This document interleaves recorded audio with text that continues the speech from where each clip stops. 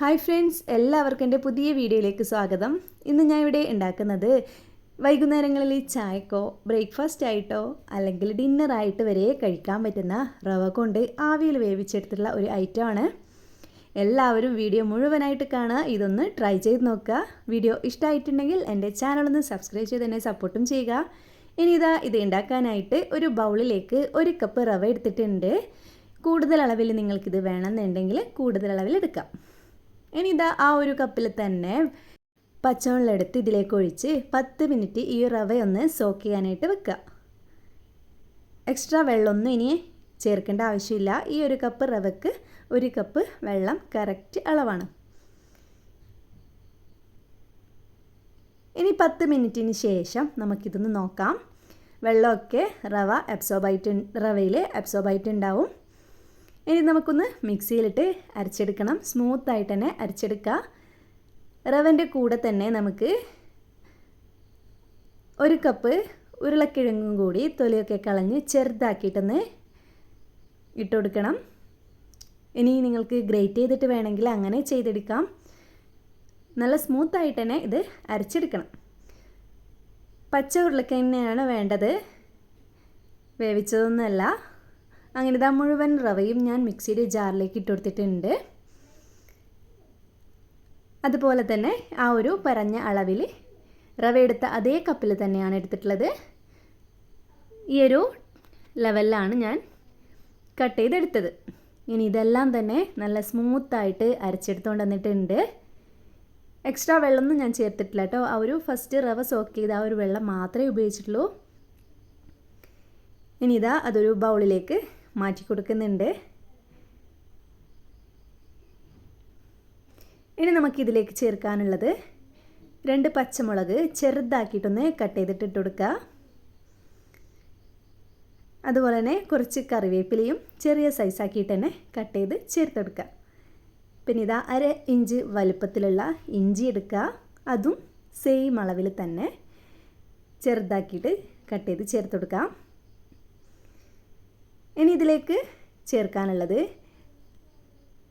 Lemon ജ്യൂസാണ്. 1/2 പീസാണ് ഞാൻ എടുത്തിട്ടുള്ളത്. അതൊരു സ്പൂണിൽ സ്ക്വീസ് ചെയ്ത് ഒഴിക്കുന്നുണ്ട്. കുരുവൊന്നും ഇല്ലാതെ തന്നെ അതിലേക്ക് ഒഴിക്കുക.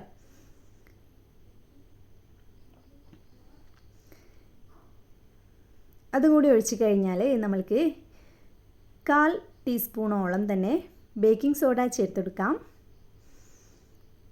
ഇനി ഇതിലേക്ക് ആവശ്യത്തിനുള്ള ഉപ്പ് ചേർക്കുന്നുണ്ട്. 1/2 ടീസ്പൂൺ ഉപ്പ് ചേർത്തിട്ടുണ്ട് ഞാനിവിടെ. ഇനി ഇത് മുഴുവനായിട്ടും ഒന്ന് മിക്സാക്കി കൊടുക്കുക. നല്ല രീതിക്ക് തന്നെ മിക്സാകുന്ന വിധത്തിൽ സ്പൂൺ വെച്ച് ചെയ്ത് കൊടുക്കുക.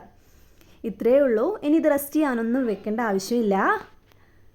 ഇനി ഇത് നമുക്ക് ആവിയിൽ വേവിച്ചെടുക്കാനുള്ള ഒരു പാത്രം എടുക്കാം. ഞാൻ മോളുടെ ടിഫിൻ ബോക്സാണ് എടുത്തിട്ടുള്ളത്. നിങ്ങൾക്കിനി ഇതിലും വലിയ പാത്രം ഉണ്ടെങ്കിൽ എടുക്കാം കേട്ടോ. ഇവിടെ 2 തവണയായിട്ട് ചെയ്തെടുക്കുകയാണ്.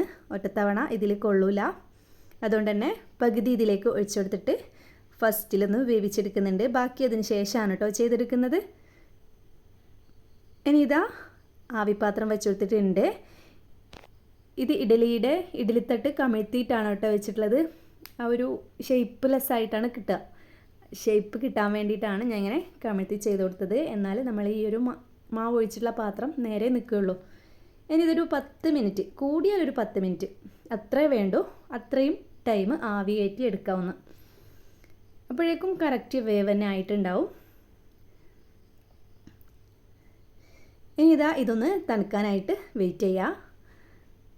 ഞാൻ ഒരു കത്തി വെച്ചിട്ടുണ്ട്. സൈഡൊക്കെ ഒന്ന് ഇളക്കി കൊടുത്തിട്ടുണ്ട്.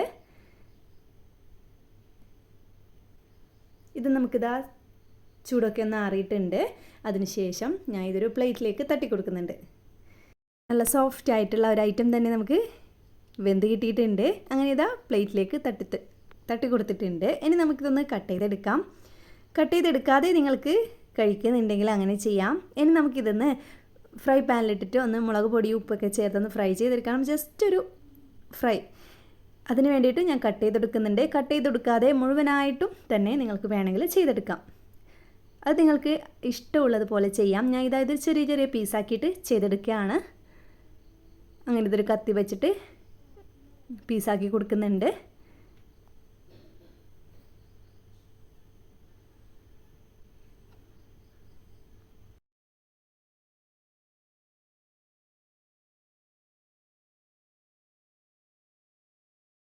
അങ്ങനെ ഇതാ ഞാൻ മുഴുവനും കട്ട് ചെയ്തെടുത്തിട്ടുണ്ട്. ഈ ഒരു രീതിക്കാണ് കേട്ടോ ചെയ്തെടുത്തത്. ഇനി ഒരു പാത്രം വെച്ചിട്ടുണ്ട്. അതിലേക്ക് 1 ടീസ്പൂണോളം എണ്ണ ഒഴിക്കുക. കുറച്ച് കടുകിട്ട് കൊടുക്കുക.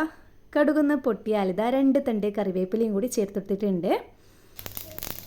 കറിവേപ്പിലയും കൂടി ഒന്ന് മൊരിഞ്ഞ് വന്നാൽ നമുക്കിതിലേക്ക് 1/2 teaspoon Kashmiri chilli powder, 1/4 teaspoon മഞ്ഞൾപ്പൊടി, 1/2 ടീസ്പൂൺ കുരുമുളക് പൊടി എന്നിവ ചേർത്തെടുക്കാം. കൂടാതെ 1/2 ടീസ്പൂൺ ഉപ്പും കൂടി വേണം.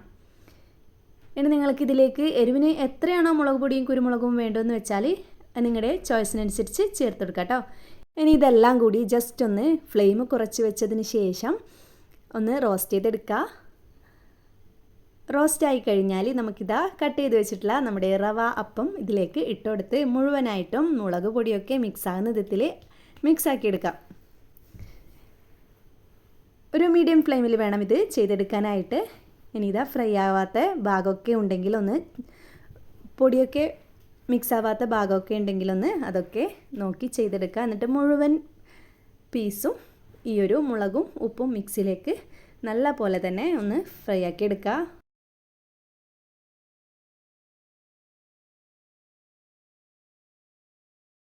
അങ്ങനെ ഇതാ മുഴുവനായിട്ടും മിക്സാക്കി എടുത്തിട്ടുണ്ട്. ഇനി നമുക്കൊരു പ്ലേറ്റിലേക്ക് ഇട്ടെടുക്കാം.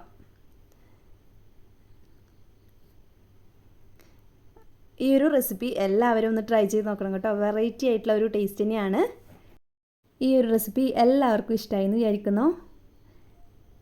ഇനി വേറൊരു വീഡിയോയുമായി കാണുന്നത് വരെ എല്ലാവരോടും bye. Thanks for watching my video.